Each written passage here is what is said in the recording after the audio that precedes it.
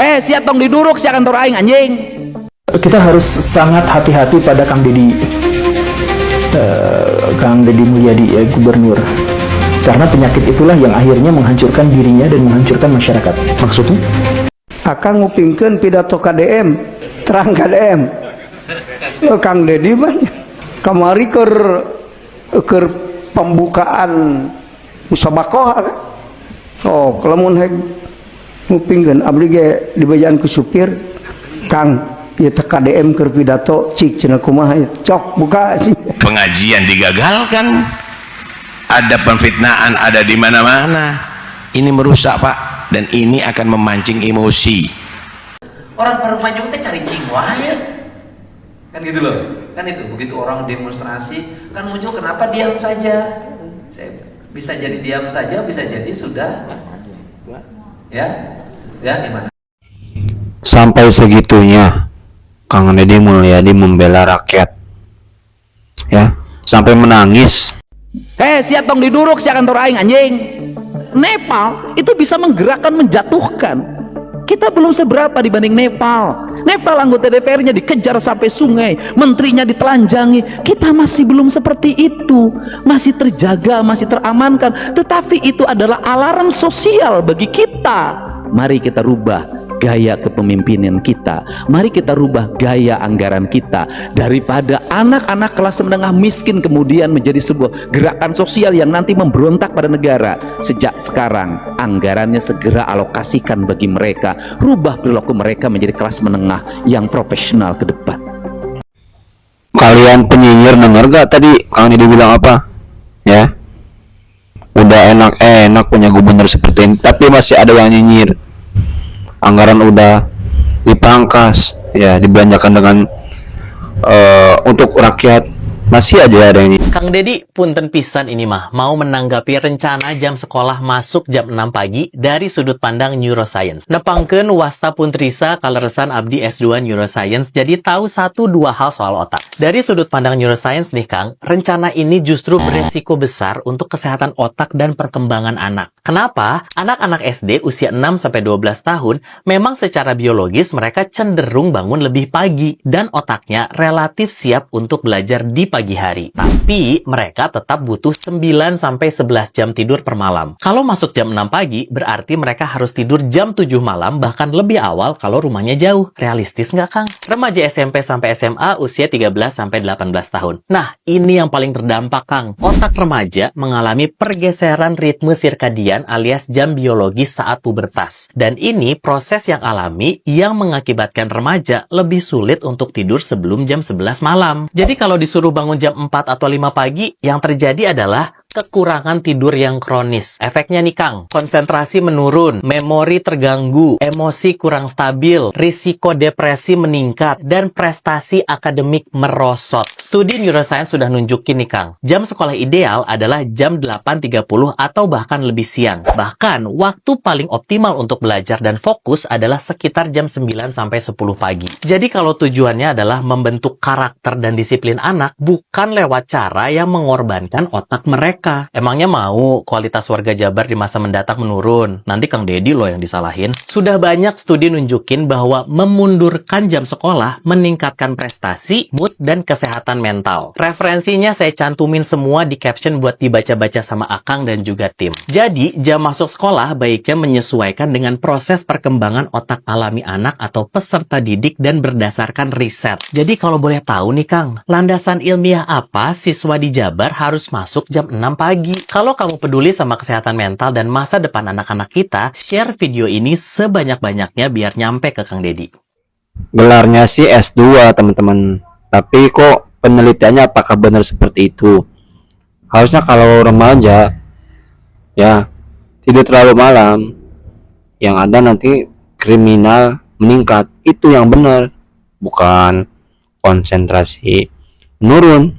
Melampiaskan di jalan dalam tawuran, dan ketika dikelola secara baik menjadi gerakan rakyat, mereka adalah kekuatan pemberani yang berani membakar gedung, terlatih di jalanan. Dan itu terjadi di Indonesia, dan itu terjadi kemarin. Saya tanyakan, kenapa gedung sate tidak jadi dibakar? Karena saya dekat dengan mereka. Orang baru maju teh cari cingwain. Kan gitu loh. Kan itu begitu orang demonstrasi kan muncul kenapa diam saja. Saya bisa jadi diam saja, bisa jadi sudah. Ya? Ya gimana? Gimana? Nah ini dia teman-teman, momen ketika Kang Deddy meluapkan emosi ketika ya orang biasa sendirinya diem aja ketika sudah ada instruksi dari gubernur stop penambangan. Ini ada orang Parung Panjang berbicara, yuk kita simak bersama-sama. Assalamualaikum warahmatullahi wabarakatuh. Perkenalkan, nama saya Junedi Pak, dari Aliansi Gerakan Jalur Tambang. Kami berhimpun dan berorganisasi selama ini mendampingi para korban dan masyarakat yang terdampak daripada aktivitas tertambang dan mobilisasi tertambang. Pertama saya mau mengucapkan terima kasih kepada Bapak dan jajaran pemerintah Provinsi Jawa Barat dan tim hukum Jabar Istimewa sudah menerima kami dari Parung Panjang, Rumpin, Cigudeg dan Gunung Sindur serta Ciseeng.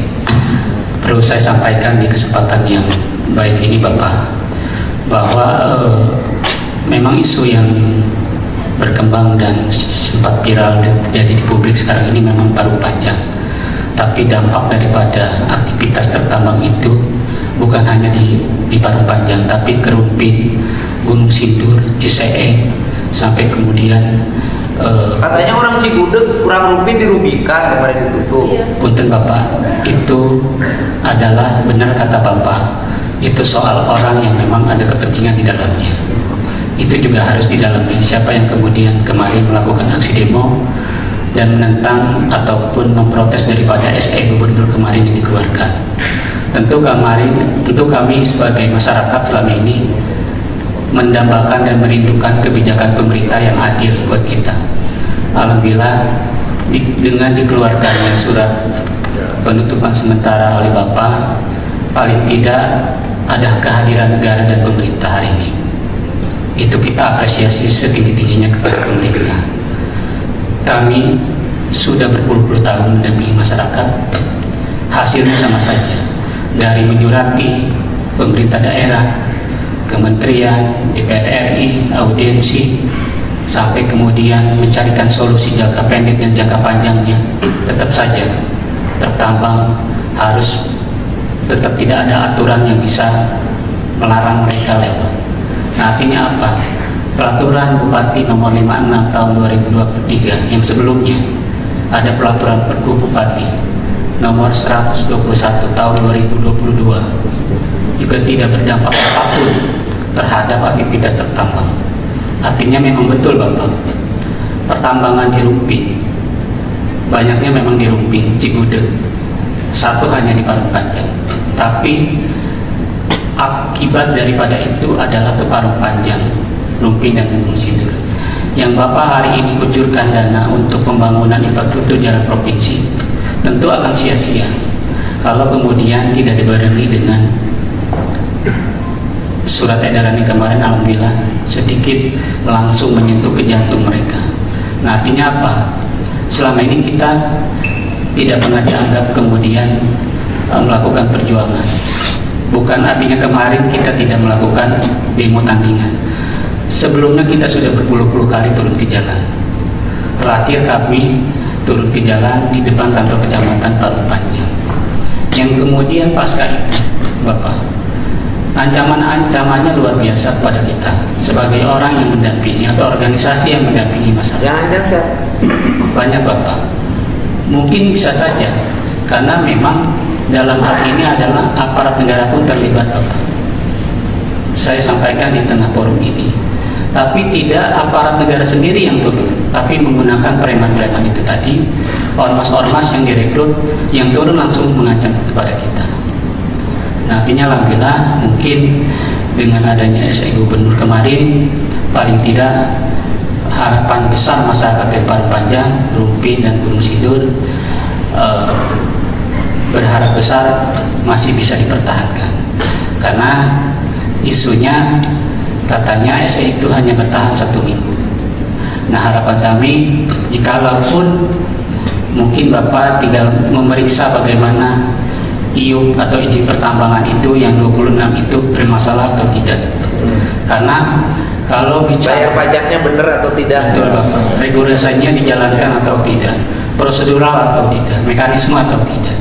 Lalu kemudian terkait amdal-amdalnya dijalankan atau tidak.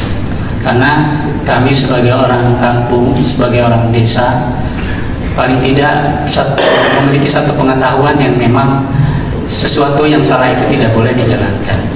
Karena setahu kami memang betul mereka memiliki IUP, tapi IUP-nya mengeksploitasinya 10 hektar tapi titiknya bukan di situ. Tahu. Nah, yang kemudian itu juga Izinnya di sini, masalah. nambangnya di sana. Iya. Izinnya 5 hektar, nambangnya 20.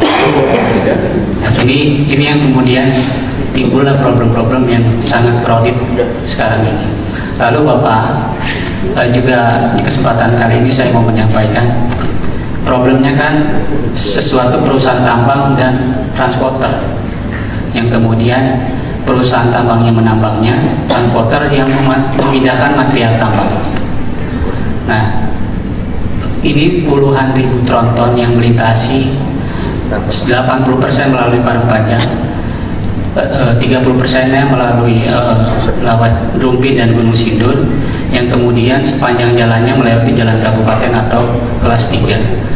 Nah, sekarang alhamdulillah pemerintah daerah sudah memunculkan miliaran jalan dari Gunung Sindur yang hari ini kemarin 1,5 kilometer Bapak Punten itu dibangun tapi dipakai parkir untuk truk tambang sebelum SE gubernur dikeluarkan. Nah, itu kita berkali-kali laporan kepada pemerintah tapi tetap aja tidak bisa ada respon yang baik. Bagaimana truk tambang itu parkirnya bukan di jalan raya tapi di kantung parkir yang sudah disediakan. Nah, terkait jangka-jangka pendek yang kita berikan kepada atau rekomendasikan kepada pemerintah daerah berkali-kali, termasuk lahirnya Pergub Bupati tahun 2023 juga hasil desakan dan demo daripada masyarakat ke kantor Bupati tahun 2017. Nah, kami mengusulkan atau memberikan pandangan kepada pemerintah kalau nanti mudah-mudahan sih tidak ada lagi seperti yang dulu. Jikalaupun nanti ada solusi aktivitas tertambang dibuka kembali, sediakan kantung parkir yang layak. Yang udah ada di Parungpanjang 1, di Rumpin baru usulan daripada Bupati dengan Dinas Perhubungan. Nah, itu belum berjalan sampai sekarang. Yang kemudian itu tadi korbannya terus bertambah.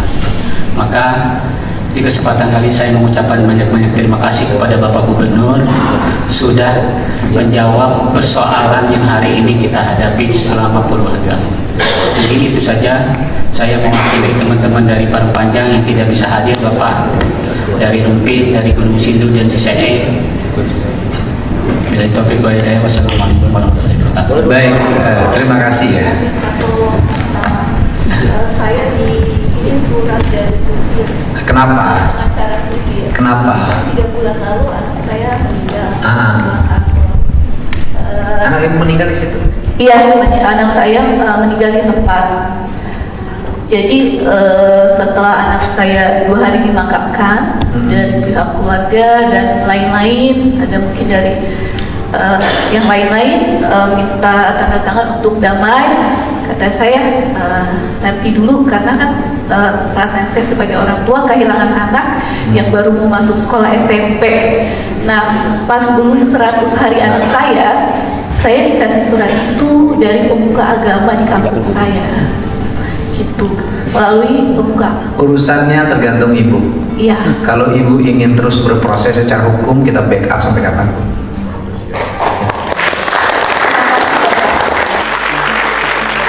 Karena ketika bertemu mereka mengenal wajah saya. Karena saya sering berinteraksi dengan mereka. Karena setiap waktu saya bergumul dengan bahasa sederhana mereka. Banyak orang yang mengkritik saya waktu itu. Kunaon gubernur teh ngomongna sia aing. Ternyata bahasa itu sangat efektif ketika menghadapi gelombang demonstrasi. Sia tong diduruk sia kantor aing anjing. Bahasa itu adalah bahasa mereka. Ketika ketika ada pemimpin yang menyampaikan pesan dalam bahasanya, mereka menganggap dia adalah pemimpin.